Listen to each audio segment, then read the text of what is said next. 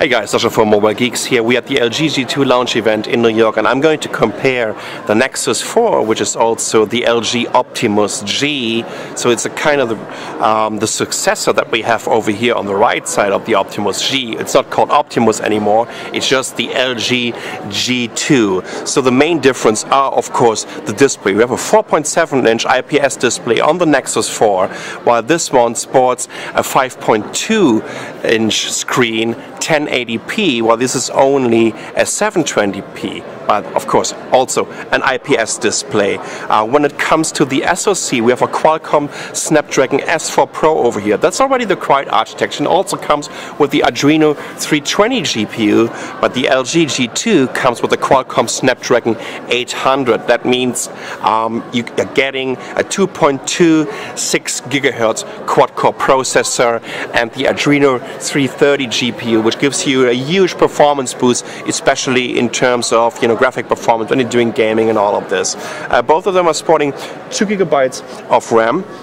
There's an 8 and 16 GB version of the Nexus 4, while this one comes with 16 or 32 GB. In terms of the front-facing camera, we have a 1.6 megapixel camera on the Nexus 4, a 2.1 megapixel camera on the LG G2. When we're turning them around, we have a 13 megapixel camera on the LG G2, and we have an 8 megapixel camera on the Nexus 4. Another difference is that the LG G2 comes with an optical image stabilizer, so whenever you are trying to shake around with your hand a little bit, so want to do a clear shot, or especially in a low light environment, this gives you a huge edge in terms of the image quality over the Nexus 4. They're both pretty thin. It's 9.1 millimeters, I guess. That was on the Nexus 4, and it's 8.9 millimeters on the LG G2. In terms of the weight, 139 grams on the Nexus 4, roughly around 140 grams, I would guess, on the LG G2. They haven't revealed any specifications for it. My Nexus 4 over here runs on Android Jelly Bean 4.3, while the LG G2 comes with 4.2.2, but I'm pretty sure that we're going to see an upgrade to 4.3 very, very soon.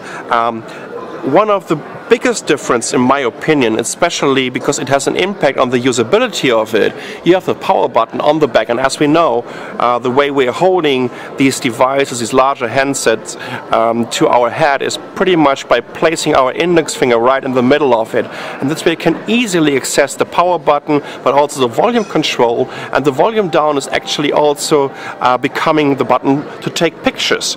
There's nothing like this on the Nexus 4, so we have the traditional power buttons, we have the volume rocker, and all of this. I told you already, they look very, very similar, right, as you can tell in terms of the design, right?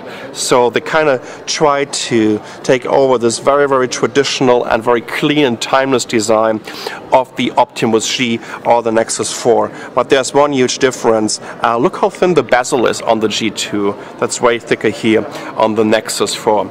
In terms of the pricing, the LG G2 comes to the market in 4 to 8 weeks. Globally, is getting this rollout. What's happening here?